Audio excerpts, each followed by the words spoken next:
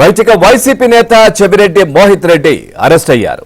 తండ్రి భాస్కర్ రెడ్డి తమ్ముడు హర్షిత్ తో కలిసి దుబాయ్ వెళ్లేందుకు ప్రయత్నిస్తుండగా గత రాత్రి బెంగళూరు దేవనహల్లి ఎయిర్పోర్ట్ లో ఇమిగ్రేషన్ అధికారులు అదుపులోకి తీసుకున్నారు. ఎన్నికల సమయంలో చంద్రగిరి టీడీపీ అభ్యర్థి ఎమ్మెల్యే పులివర్తి నానిపై హత్యాయత్నం కేసులో మోహిత్ రెడ్డి నిందితుడిగా ఉన్న నేపథ్యంలో మోహిత్ పై ఆంధ్ర సిట్ పోలీసులు లుకౌట్ నోటీసులు కూడా జారీ చేశారు. దుబాయ్కి వెళ్లేందుకు విమానాశ్రయానికి వచ్చిన మోహిత్ బోర్డింగ్ పాస్ చెక్ చేసే సమయంలో ఇమిగ్రేషన్ అధికారులు అదుపులోకి తీసుకుని పోలీసులకు సమాచారం ఇచ్చారు. మోహిత్ పై ఇప్పటికే 307 సెక్షన్ నమోదైంది.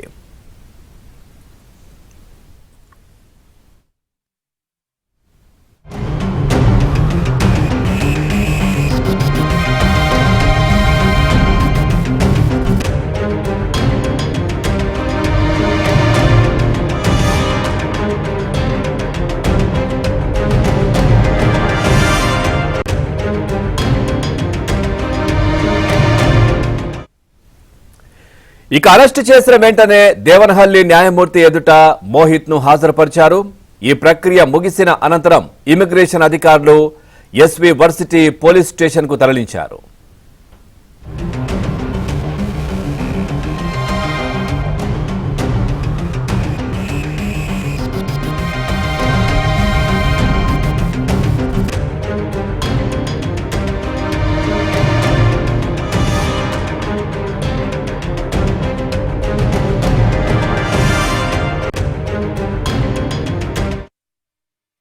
చూస్తున్నాం, వైసీపీ నేత చెవిరెడ్డి మోహిత్ రెడ్డి అరెస్ట్ అయ్యారు. తండ్రి భాస్కర్ రెడ్డి తమ్ముడు హర్షిత్ తో కలిసి దుబాయ్ వెళ్లేందుకు ప్రయత్నిస్తుండగా గత రాత్రి బెంగళూరు దేవనహల్లి ఎయిర్పోర్ట్ లో ఇమిగ్రేషన్ అధికారులు అదుపులోకి తీసుకున్నారు.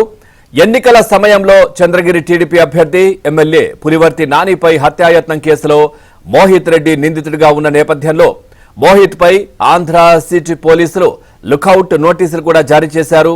దుబాయ్కి వెళ్లేందుకు విమానాశ్రయానికి వచ్చిన మోహిత్ బోర్డింగ్ పాస్ చెక్ చేసే సమయంలో ఇమిగ్రేషన్ అధికారులు అదుపులోకి తీసుకుని పోలీసులకు సమాచారం ఇచ్చారు.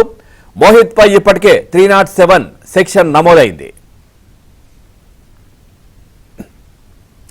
వీటికి అరెస్టు చేసిన వెంటనే దేవనహల్లి న్యాయమూర్తి ఎదుట మోహిత్ ను హాజరుపరిచారు. ఈ ప్రక్రియ ముగిసిన అనంతరం ఇమిగ్రేషన్ అధికారులు ఎస్వి వర్సిటీ పోలీస్ స్టేషన్ కు తరలించారు. ఓవరాల్ గా ఈ అంశానికి సంబంధించి మరింత సమాచారాన్ని మా కరెస్పాండెంట్ దినేష్ అందిస్తారు. దినేష్, పూర్తి డీటెయిల్స్ ఏంటి?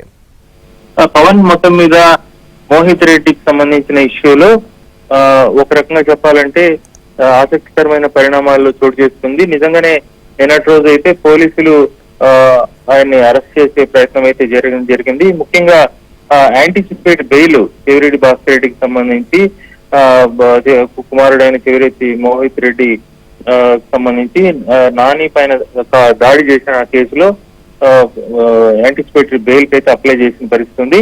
సోమవారం అది విచారణ రాబోతోంది. ఇప్పటికీ ఒక 10 రోజులుగా కోర్టులో ఆ ఇష్యూ ఉంది. గత వాయిదా సందర్భంగా న్యాయమూర్తి పోలీసులను కూడా అడగడం జరిగింది.